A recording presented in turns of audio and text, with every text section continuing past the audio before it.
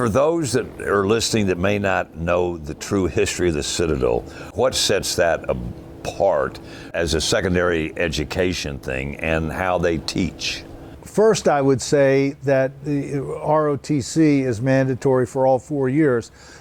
They offer a certain number of cadets commissions upon graduation, but whether you're offered a commission or not, you take ROTC. Secondly, in recent years, they have put a tremendous emphasis on leadership. I wrote a history of the Citadel, a book called Stand Forever, Yielding Never, the Citadel in the 21st Century. That book came out in 2018. I have documented the history of the school in recent decades and can say with some authority that the way they're going now, they really are onto something with their model of education at the Citadel. They emphasize leadership, they emphasize physical fitness. The academics have been upgraded to the point, it's kind of a cliche for old grads to come back and say, I couldn't get in the school now.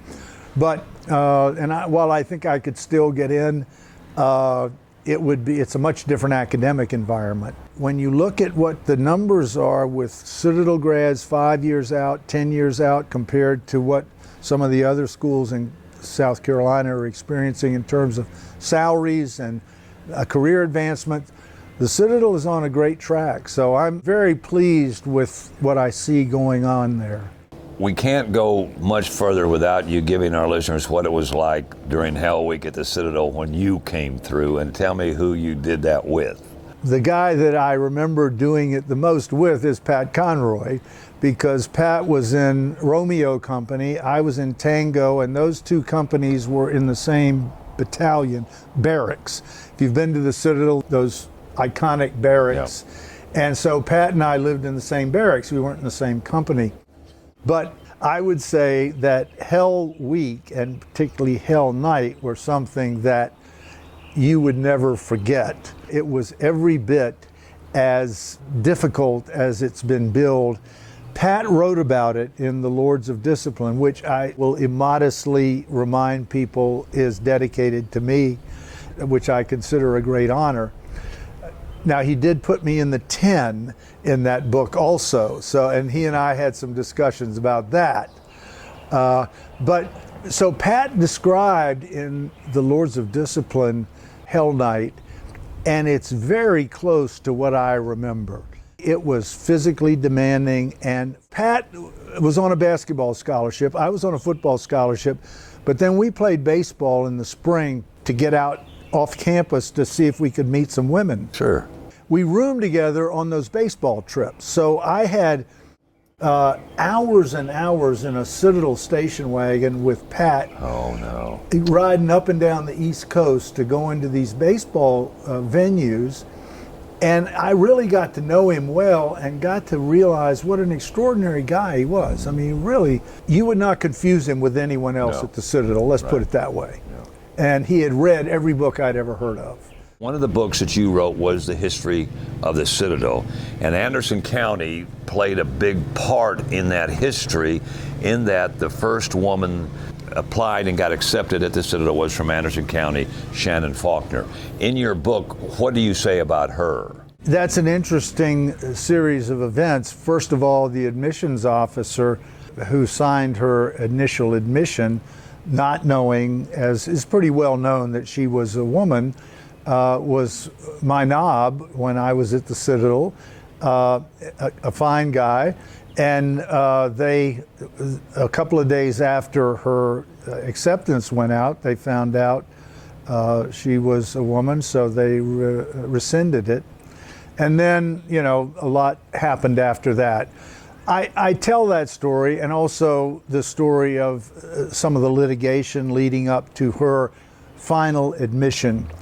And I thought a pretty unique perspective on it because of my close relationship with Pat Conroy. And Pat was her champion back in those days.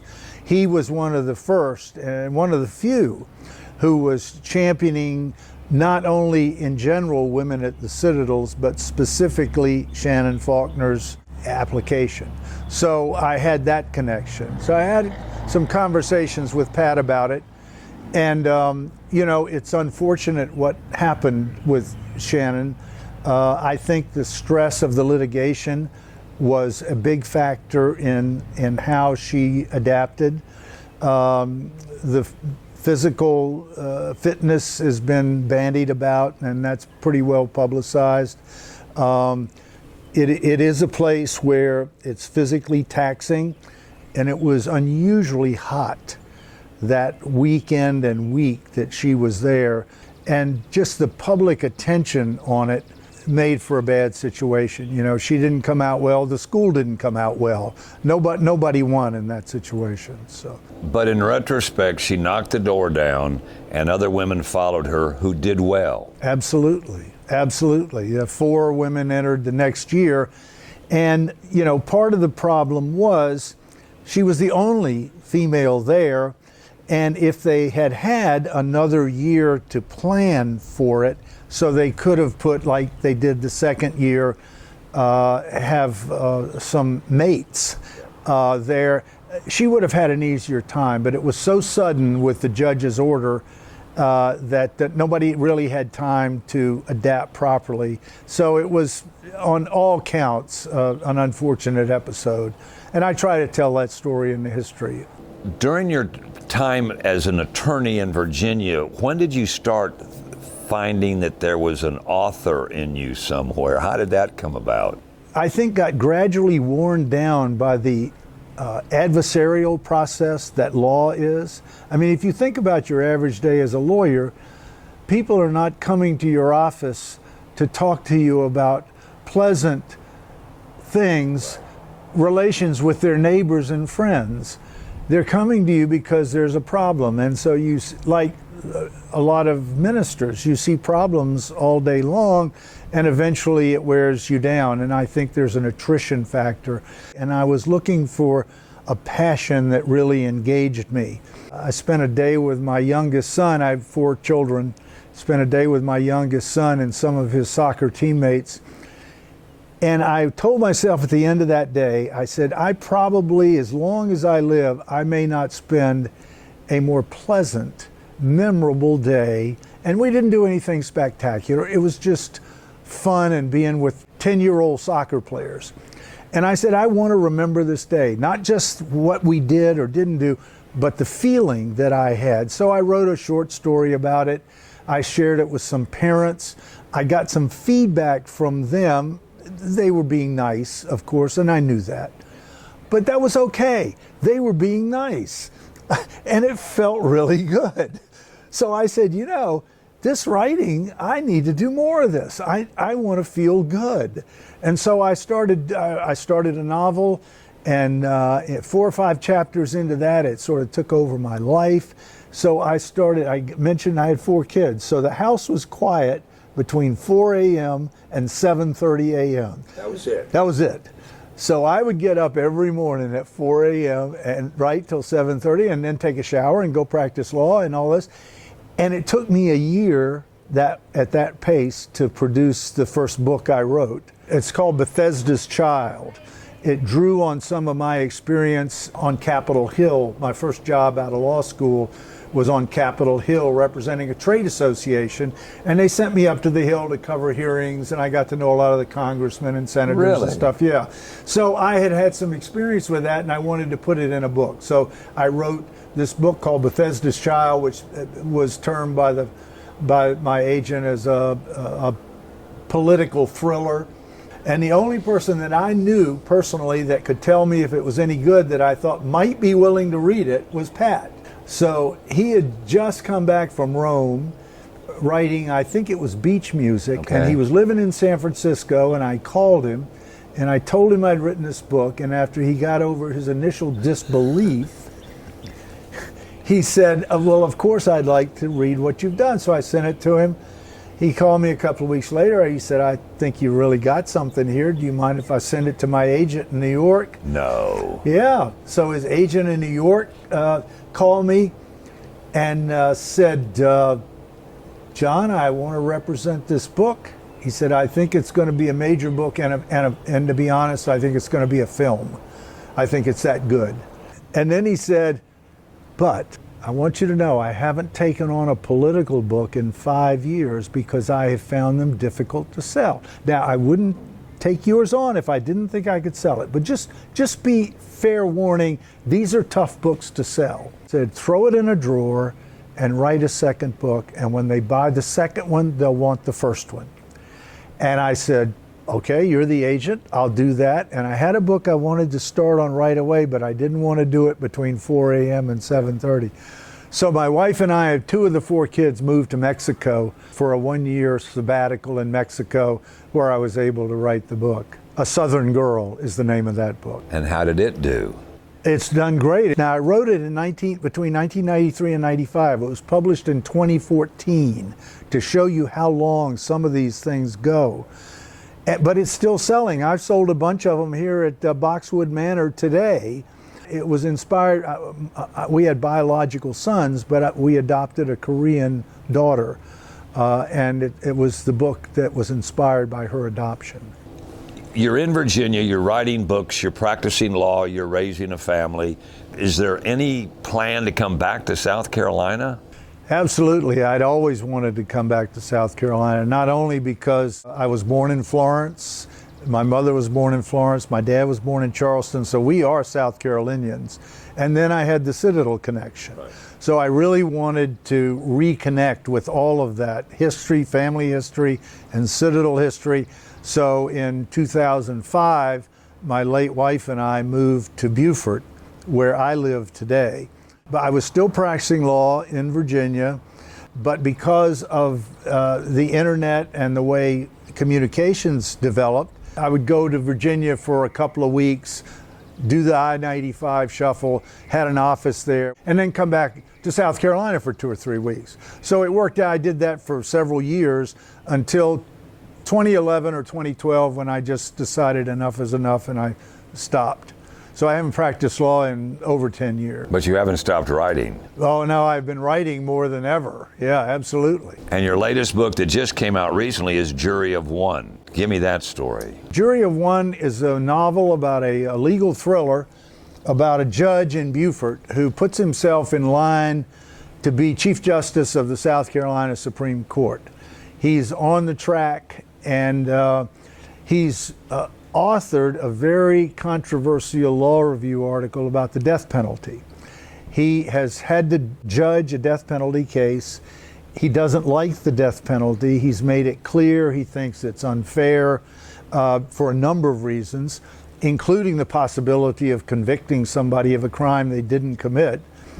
And so he's come out with this opinion that anyone sentenced to life without the possibility of parole should be given the option of an early out, in effect, a pharmacological early out at the prison. This is highly controversial, and it raises his profile among judges to the point where he's actively being considered for Chief Judge of the Supreme Court. And then he has a little lapse one night, one of those nights that people have nightmares about, where everything goes wrong, and he finds himself in the wrong place at the wrong time with a young school teacher. And the story goes from there, and they make promises to each other that if she will keep him out of what happens that night, the night her ex-husband is killed, if she'll keep him out of that, he'll protect her if she's ever charged with killing him.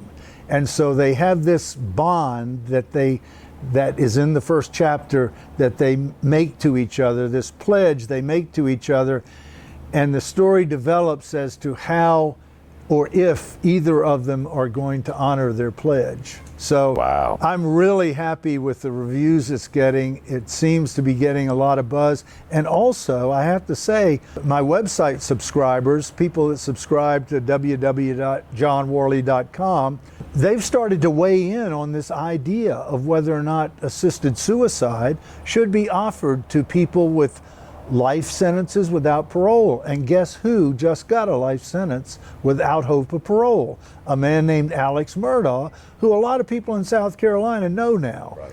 And so Murdaugh's appeals are successful. He will spend the rest of his natural life in prison.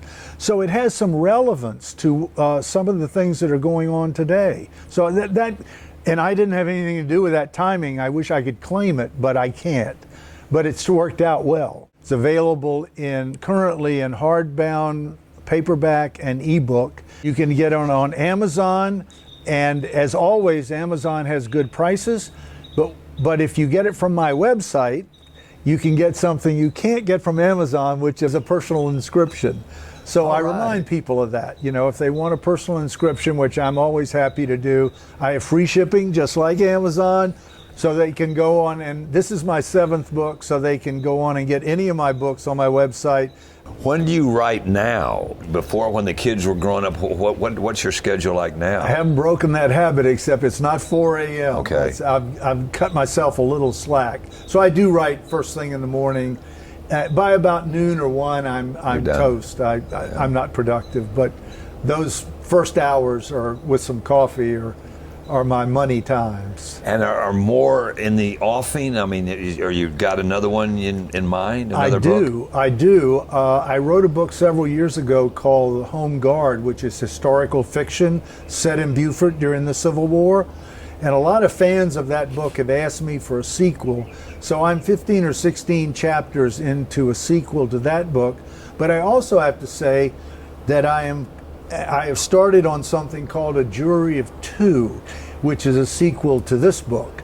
So I'm hoping that maybe in the next year, 18 months at the most, I will have a sequel out to this book, because this is really getting a lot of really good buzz. Well, good. So, yeah. Well, listen, this has been a pure joy. Thank you for sharing this Sunday afternoon. Thank you for the interview. This has been fun for me.